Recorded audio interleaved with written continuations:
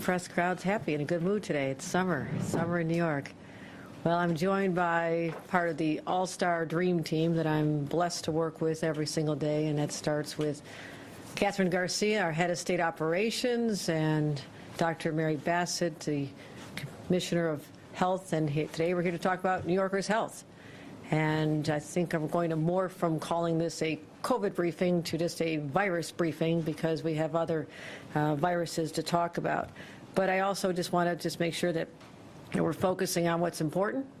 New Yorkers continue to be concerned, especially as we approach the final days, parents, final days before kids get back to school. So we want to give more information. Let's first of all talk to the latest numbers, and then we'll focus on our back-to-school strategy. You can see our 7-day average, about 22 cases per 100,000. A little bit down from last week, which is about 22 cases per 100,000. And a month ago, we were at 35, so that is a good trend. Just to give you perspective, last January, Omicron peak, we had over 381 cases per 100,000. So being around 22, 23 is progress, but it's been steady. You can see that it's been very steady over the last few months. Regionally, you can see again where we're coming from, not a big variance for the first time in a while, although we're seeing some higher numbers on Long Island. Hospitalizations continue to be low, just relatively stable. Last week we had 2,300 people hospitalized. That's still a lot of New Yorkers, 2,365 people in the hospital from contracting COVID, and but that's down a little bit from the week before. And our peak, we're down still again quite a bit. Nothing unique about the regional variances right now, which is good. Vaccination, 40 million doses, extraordinary, but there's more to be done. So this is a time to just have that wake-up call, say, what have you been waiting for? Everybody knows been vaccinated, so to those who have not, we encourage you, especially get your children vaccinated as we're heading into school. Our numbers are better than most states, but we never rest on our laurels here. But today I'm here to talk directly to parents. And yes, schools are ready for their children to burst through those doors with eager anticipation of another school year. And what a difference a year makes from where we were announcing our back-to-school strategy. I was brand new on the job, but I also knew we had kids going back to school within a matter of days, and so we had to ramp up our efforts immediately. And we had a lot of rules last year. We had social distancing, we had quarantine after exposure, we had test to stay. So there's a lot of rules that parents and teachers and administrators had to be familiar with, and it was confusing, very frustrating, stressful. The unknown, fear of the unknown, because this was the first fall when our expectation was that everybody went back to school. And so, because parents, I'm a parent, now a grandparent, we know our primary responsibility is to protect the health of our children. I want parents to know, as governor, I share in that responsibility. It is my responsibility to do everything I can to protect your families as well. So I'm grateful that this year we have a different scenario, different landscape, so to speak, and we're expected to be a much, much easier year for parents and for schools. You heard last week that the CDC issued guidance. We've been analyzing the guidance, and they relaxed their guidance with respect to K through 12 schools and early childhood education programs. Here in New York, we want to be fully aligned with the CDC, but we wanted to take a little bit of time to process what that actually meant before we release data. And later today, the Department of Health and the State Education Department will be releasing a letter to schools to reinforce our support for the CDC guidance and to have frequently asked questions, so they will be apprised of everything we expect for this fall. So that information is coming out later today. But the big news is no more quarantining, no more test to stay, and the days of sending an entire classroom home because one person was symptomatic or test positive, those days are over. We've been through that experiment. No longer going to be sending kids home, keeping them away from that essential experience of being together in a classroom, because we are now still dealing with the fallout of those decisions made when we had less information and there was concern in classrooms, but we now have 2 years of experience to know that children are safe in classrooms, and when they're not in a classroom and the learning stops, the traditional learning stops, it can be devastating for the well-being of those children. We're seeing it in the mental health challenges we're facing now, suicide rates, depression, real mental health issues that were not there before for many of these children, and that is deeply troubling to us. So we're aligning ourselves with the CDC. We're getting this information out to parents and to schools, and making sure that our children are where they need to be this fall, because we know there's no replacement for in-classroom learning. And we're going to make sure that this year is a very different year. So let's go into some of the guidance so everyone's clear on this. As of last Thursday, August 11th, the CDC is no longer recommending quarantining due to exposure. So let's lay this out. If a student or teacher is exposed, has a close contact who's exposed, and they don't have symptoms, they no longer have to go home. They will stay in school. And the CDC does recommend the wearing of a mask for about 10 days if someone's been exposed. So no more test to stay. What that means, if a classmate tests positive for COVID and your child doesn't have symptoms, your child can stay in school as long as they would wear a mask under those circumstances. That's what we're recommending. So that's good news. If a child does get sick, we still want to make sure that there's a smart approach. And, of course, if there's symptoms, you always want to be tested. And students should stay home. We recommend that they stay home for about 5 days and wear a mask as well. And if they have no symptoms after 5 days and test negative, they should go back to school. Let's get them back into school as soon as possible. So that's what they're recommending. That's what we're recommending. And we're no longer recommending, and CDC and Department of Health are aligned with this, no longer recommending the screening testing, which is randomly testing people who have no symptoms. That was important a year ago, before that. But in certain circumstances, schools may want to opt for doing screening testing in high-risk activities, for example. Let's think about a choir where children are close together, a wrestling team. So we'll leave that up to individual schools to make that determination, but it is no longer recommended from the CDC or the Department of Health that there be this random screening either. So now that we've covered that, that is a change. That is how we'll be approaching this school year. We are going to be also talking about our overall fall action plan. And we've been able to identify patterns. And I spoke about this when we gathered in July, when I said we're putting together our fall plan, even though it was a beautiful day in July. We're getting closer to that time.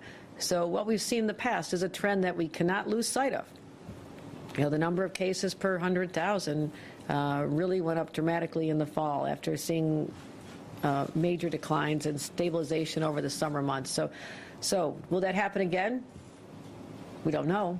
But our policy has always been, for the last year straight, has been to be prepared for the worst. So that is why we're going to continue looking at those patterns and make sure that, while these numbers tend to spike in the fall, the weather gets colder, people congregate more. And this fall, we're really hoping that the doors are open not just to schools, but to offices after Labor Day. We get more people back. I walk the streets of Midtown literally every day, almost 5 days a week. You don't see me, but I see all of you. And I know, there's a lot of tourists, restaurants are crowded, people are coming back, enjoying our social life, and we'd love to see everybody going back in their offices, or at least on a hybrid situation. So we're encouraging the employers who are encouraging that as well. So what we're going to see also then are more people in congregate settings working together in offices. So we're going to be vigilant, we're going to remain prepared, and of course, the best way to do it, sound like a broken record, but that's okay. The music hasn't changed. Get a vaccination. Get a vaccination. And make sure your kids are vaccinated. So again, if you waited to see how it plays out with your friends, you want to make sure everybody's doing well. We've now had a long enough history to realize that these vaccines are safe. So we launched our Vax to School campaign last week again. It's aimed at increasing COVID vaccination rates among school-age New Yorkers, and again, breaking down barriers to vaccine access. This is something we track and monitor, make sure that there are no disparities, especially in communities of color, for access to vaccines. So we're partnering again this year with community organizations, pop-up vaccination clinics, encouraging families to take advantage of this, and there's the website to check out, the closest site to all of you. So our fall plan that we mentioned before, focus on the schools. We're going to get the test kits out there, though. we have been very good at this. Last November, when Omicron had literally just been identified as a variant, our state sprung into action. And I thank Catherine Garcia and her team for scouring the earth when there was a short supply of test kits. At a time, it was November, December, and we knew we had to make sure that kids got back to school last January. This was a great sense of stress on families. Are the kids going to be able to go back there safely? And we knew if we had a testing strategy where we can get tests in the hands of every single school, every single student, that we could be successful in getting the kids where they belong. So the strategy again this year is making sure that we have ample supply. We've done a masterful job in terms of amassing more than other states, getting ahead of the game, and to the extent that last winter, other states were asking us. Federal government was talking to us about our supply. We have used it. We've gotten it out. We were able to get kids back to school. This year, we're going to be distributing once again to schools 1 test kit per child at the start, but schools can request additional kits. We're in a good position to meet that demand, and that's where we have over 14 million kits in inventory, and we procured another 6 million. So that is a good strategy. Again, best strategy is get vaccinated. Number 2 is make sure that we have the test kits available. Also, we want to make sure every New Yorker has access to medical assistance and treatment should they contract the virus. Therapeutics are critical. I had to take advantage of them a few months ago, and they work very well, so we make sure that we have access to that so people can call and find out where they can get them, and we'll make sure they're available. So right now, 40% of our pharmacies receive from the federal government their supply of therapeutics, as well as our 44 sites. But there has to be equitable access to this or the system doesn't work. So we have a hotline, as I mentioned, phone number to call. And since we launched the hotline, we've had over 1,700 calls, over 1,100 visits for treatment as a result of people being able to make that phone call, find out where the treatments are available, and make sure that people take advantage of that as well. Threw a lot of information at you. It's important. Parents, it's a very different year. It's a very different year, especially if your kids are vaccinated. We do have test kits. We're trying to just draw down the anxiety associated with sending your children off to school this year, and it is a much better year. I am concerned about the trend, but if we can just regroup in about a month, we'll be able to assess the numbers and see whether or not those trends of the past are no longer, which would be a good dynamic that we came through the advent of school and people coming indoors more safely. So again, we took a lot of precautions with our fall action plan. We're continuing to roll this out, and look forward to the day when I'll be talking about our winter plan, because maybe we won't need a winter plan. Maybe we'll continue to be in a far better place. But I want to talk to Dr. Bassett now, who's going to give an update on both monkeypox. This is very much top of mind for people, something that we put out the early warning signal about before any other state did, declared a state of emergency before any other state did, and we have 1/4 of all cases are occurring in New York State, the vast majority of which are occurring in New York City. So that is a concern, and we are very fortunate to have a top medical mind focused on this nonstop, and she'll also address the issue of polio in the state of New York. So, Dr. Bassett.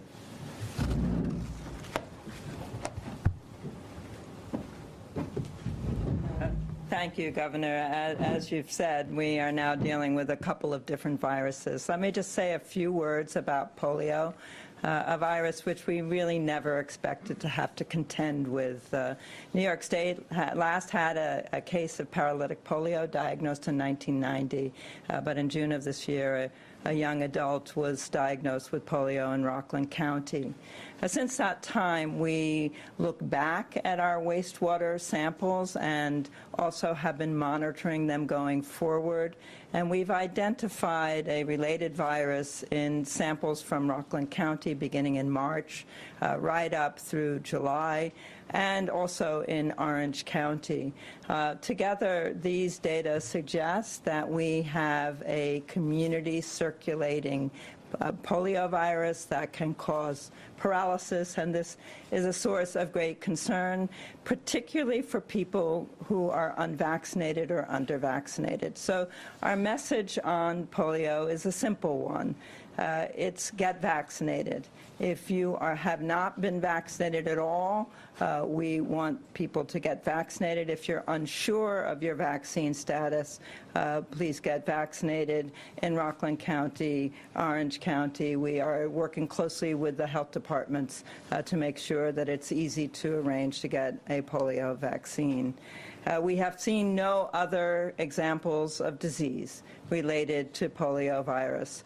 But this is a virus that is usually asymptomatic when it infects people. The majority of people have no symptoms at all. Only fewer than 1% of people have paralytic symptoms. The last thing I want to confirm the presence of polio is another person with polio.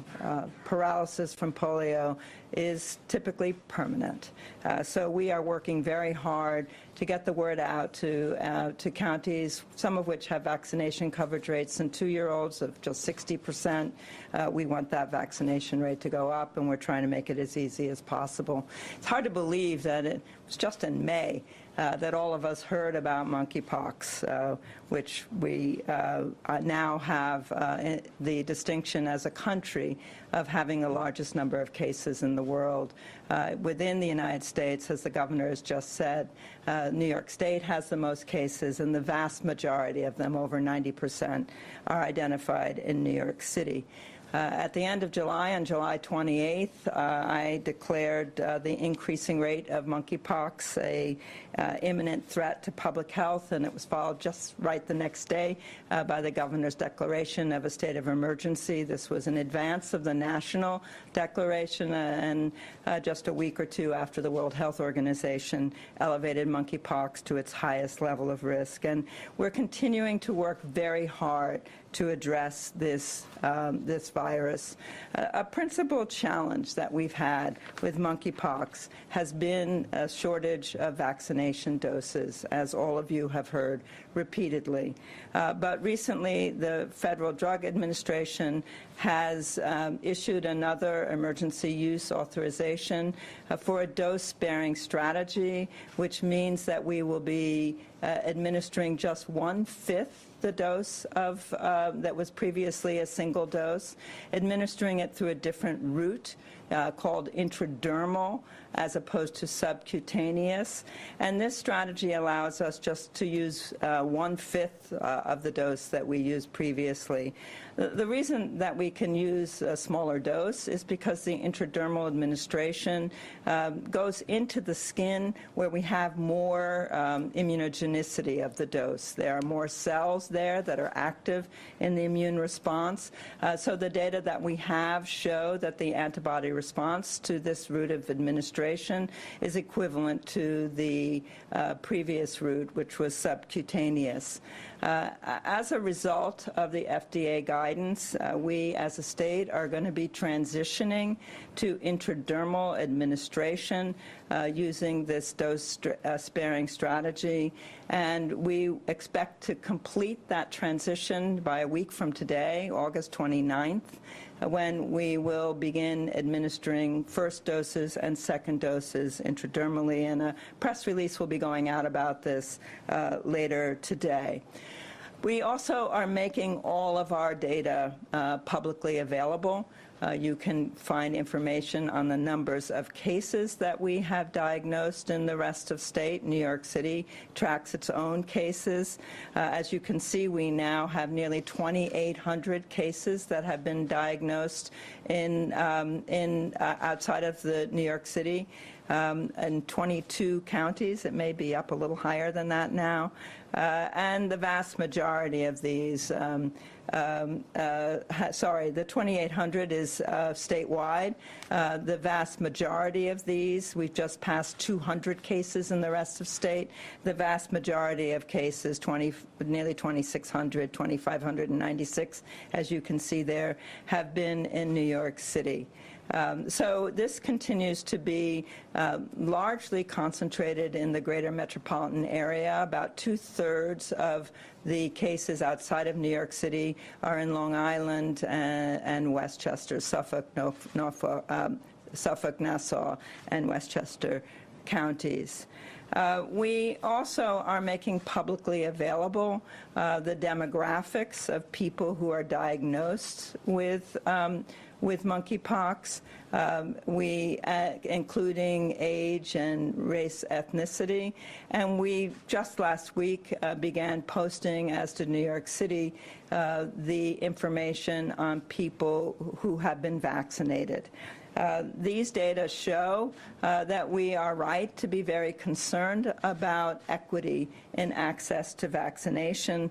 On August 3rd, we announced a monkeypox vaccine effort designating 1,000 doses, working with the AIDS Institute, a long-standing part of the State Health Department, which has very strong ties with the LGBTQ community, to ensure that we use these community connections and address the deficit of vaccinations, particularly going to black men.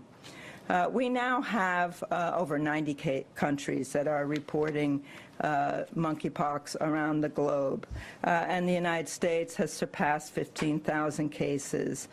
We have 24 out of our 57 counties outside of New York City reporting cases.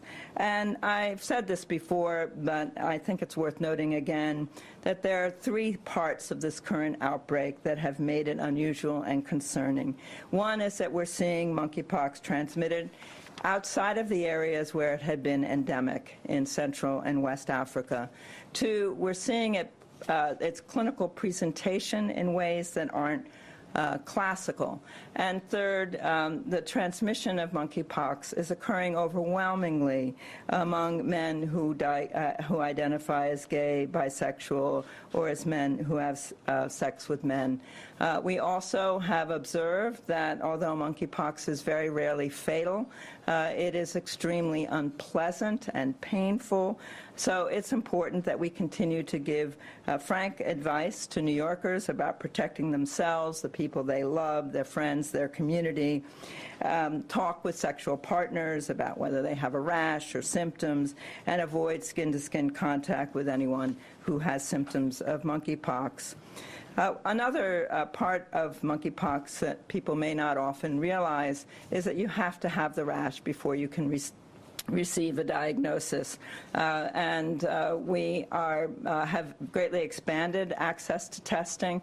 Our state lab, which was initially the only place where you could get tested for monkeypox, is now only doing about a third of the tests, the commercial labs, and we often see this as we transition to usual ways of care. The commercial labs are now providing the majority of monkeypox testing. Additionally, we're working hard to ensure access to an antiviral drug. The trade name is TPOXX, which can be appropriate for people with very severe symptoms. So again, we are working to expand vaccination access. We are transitioning to dose-sparing regimens using intradermal administration. We expect to continue to get the allocation of doses from the federal government. As you will recall, we were allocated 110,000 doses. We expect to receive that number of doses, although because of dose sparing, this is now reflected in a smaller number of vials. So we'll be making public today the allocation of our next tranche of 3,560 vials, on top of the some 28,000 vials that we've already received. You'll recall that New York State, in recognition of New York City's being a true hot spot for monkeypox, has reallocated some 6,000 doses to New York City. So we have so far had about 21,000 doses that we have been distributing, and about 14,000 of these have already been administered. Others are committed in terms of second dose and additional first doses. So let me just end there with a reminder that these data are made publicly available on our website. People can look for more information on monkeypox at health.ny.gov, and you also can sign up for text messages by texting monkeypox to 81336 or monkeypox ESP for Spanish language text to 813366. We will continue to assist people in identifying places to get vaccinated. I want to thank Governor Hochul for her strong advocacy with the federal administration and all the people at the State Health Department who are working on 3 fronts now to confront some new viruses or viruses that we never expected to see again. Thank you, Governor. Thank you, Dr. Bassett, particularly for your transparency and providing information very publicly. That is why we've identified that there are racial disparities, and so we're addressing that with your equity investigation into that. So I thank you for making sure that these are allocated in a way that is appropriate. And also, we are going to continue focusing on our efforts to get more doses from the federal government. As you know, they have promised us a certain allocation, but now, with the administration of being able to take 1 vial and have 5 doses from it, our hope is that we can get the same number of vials and not be limited, and that's not how they see it exactly right now. But we're going to continue those conversations in earnest as a matter of equity and as the epicenter of this in the state of, not just in the state of New York, obviously, but in the United States of America. So with that, if there's any questions further on monkeypox, we'll have Dr. Bassett answer them, or on polio or any other questions you might have. Governor, I wanted to ask about the intradermal dose-bearing strategy here. There's been a lot of questions about how effective that is versus the regular strategy. Wanted to sort of understand what new data we have to show that this does work, to kind of allay the fears that are out there that this just isn't as effective. Right. Dr. Bassett? Sure. Can I answer from here? You're welcome. Yeah. Okay. Thanks for that question. You're right. The initial labeling by the FDA was for sub-Q administration. But we know that administering intradermally is immunogenic. Other vaccines are administered in this way. And we have a study that shows equivalent antibody levels by either method. The reason that we often prefer subcutaneous is that it's simpler operationally. As somebody who's given both types of injections, it's easier to give a sub-Q injection than a intradermal injection. So for the person administering the dose, it's easier to administer than sub-Q than intradermal. But we are having this transition period, as I've mentioned, and we already have begun it. And we're confident that by next Monday we will have been able to ramp up with confidence our competency in intradermal administration. The next is what it means to get this shot. And it's not as pleasant to get an intradermal injection. It can scar. It is more painful. There are more complications at the site. These aren't serious, but they're unpleasant.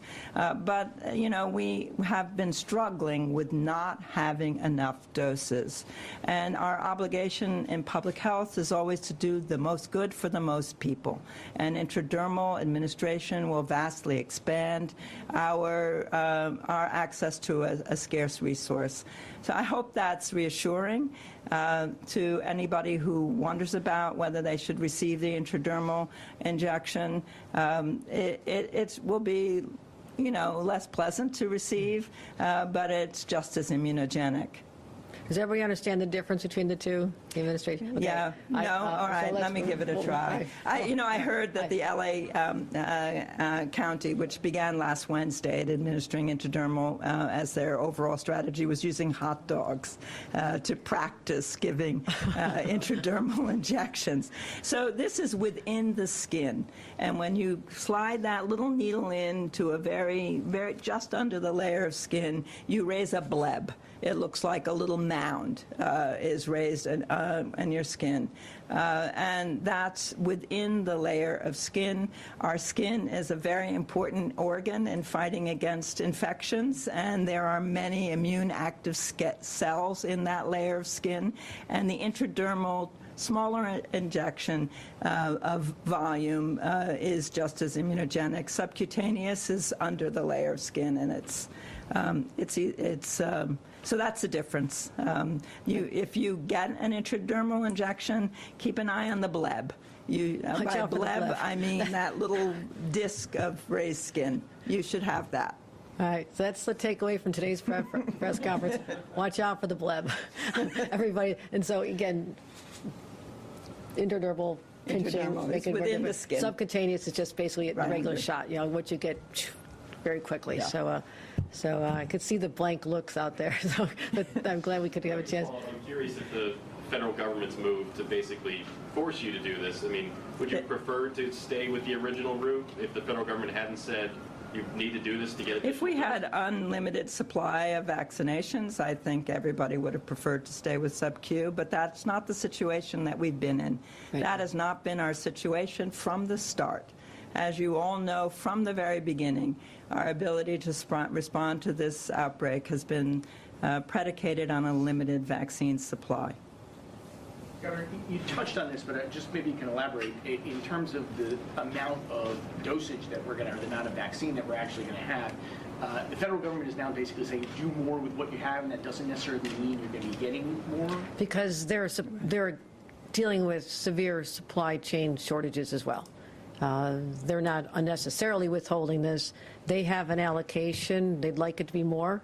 Again, it was a sole source manufacturer from Europe. Other countries are searching for this as well, and that's where we are. So they know that we want more. They know that in their minds, if they were going to give us 110,000 doses, and now we can use one vial for 5 instead of 1, they subtracted down the number of vials. My argument is, give us the same number of vials, and we can really have an effective approach here. But they don't have that luxury right now. But we're continuing to press. First in line, my hand is out, saying, what more evidence do you need than the number of cases that we're seeing right here in New York, especially right here in New York City? So we're continuing on that front, but in the meantime, people want to get vaccinated. They're anxious, they're desperate for this, and so that's why this is an interim approach until the supply chain challenges break, and then we'll have unlimited, and then we can go back to even a different way to administer it. Governor, with back to school right around the corner, and now a child having monkeypox in New York State, what can you share about how that child contracted it? Was it in a home? Was it in a school setting from a relative? And what should parents know about school, daycare settings, about even the transmission? Again, this is one case, and I'll let Dr. Bassett address that, but we did talk about getting information out, especially in high schools. There could be some vulnerability among populations there. Young people engage in sex as well. And there are, situations where there could be exposure from their own activities. And so we're talking about how to get that information in a very, assertive way to the schools. But that's something that we just started having conversation about. We'd like to have that in place by the time the school year starts. But in terms of how this case was contracted, Dr. Bassett, is there anything you can... We just are releasing information that this was a minor.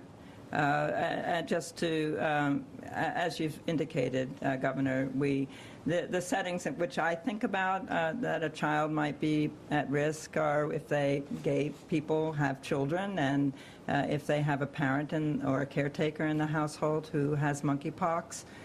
We've had very, very few cases diagnosed, however, under a dozen nationally, out of some approaching 15,000 cases, which have overwhelmingly been in young adult men. So the school setting is not a setting in which I am concerned about transmission. I am concerned that schools know what to do if they have somebody who's either been exposed to monkeypox or who has been diagnosed with monkeypox. And as the governor has said, teenagers have sex. Half of teenagers have had sex before they're 18. That's what our data show, whether parents like that or not. That's what our data show. So we expect that we will see cases diagnosed in children related to household exposure, related to their personal behavior, but I do not see the schools as a place where we are going to have to worry about transmission. Can you give us some indication of how the juvenile is doing? How are they feeling? How are No, they I mean, we're very careful about protecting privacy when there's only one individual. I really can't, I'm not giving you any further information. I do have some data that you may be interested in. Among our cases, this is in the rest of state, so that's just about 200 individuals.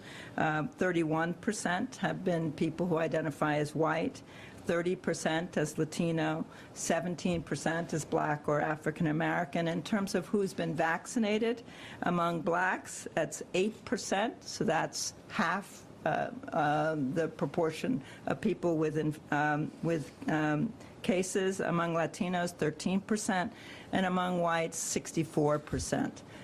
So as compared to 31% of people diagnosed with monkeypox. And that's the cases outside the city. Issue. That's the cases outside of the city. New York City has also published its data. All of us are showing what appears to be an underdiagnosis of monkeypox among Black men. Might be related to many things. I'm concerned about that.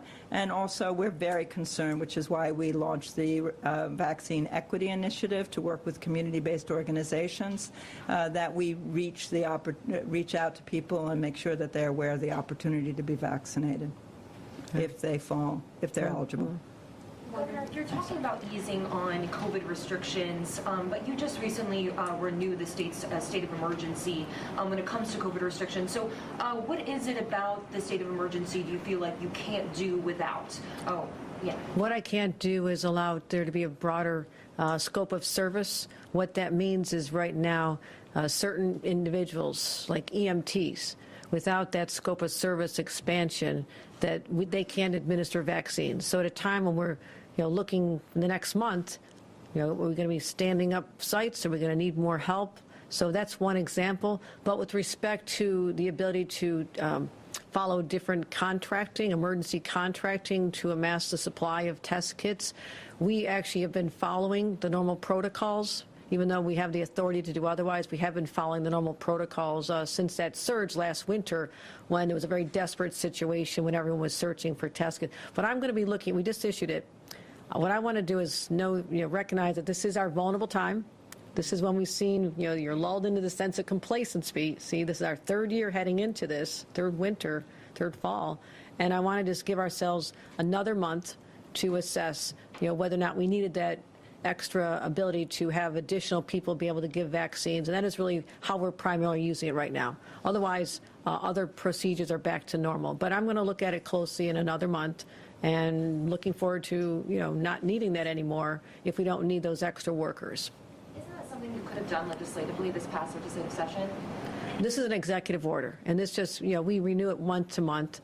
And again, it's related now to just making sure that I have healthcare professionals who otherwise would not be authorized by the state education department. State education makes those rules, and so this gives me as the governor the ability to say we're still in a health situation and we need those extra people available. But that may come to an end soon, and when it comes to an end and we don't need it, I'll be very happy to cease the executive order. Probably, we're going to look at it very closely in the next month. Let's just get through the opening of schools. Let's just get through more people coming back to work after Labor Day, and then assess our numbers at the time.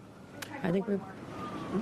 Governor, if I could ask on a separate topic, we recently heard from Governor Murphy in New Jersey about his views on congestion pricing and how he would like all drivers told the same way, whether they come through the Holland, Lincoln, or George Washington Bridge.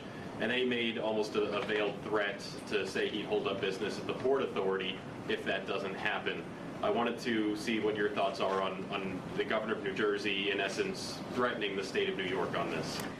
I will, as I always have, conduct my conversations with other leaders in privacy to talk about our interests, but also to remind everyone that the process is still fairly early. We just have the traffic mobility study underway and the people that are assessing information. So I don't pay attention to statements.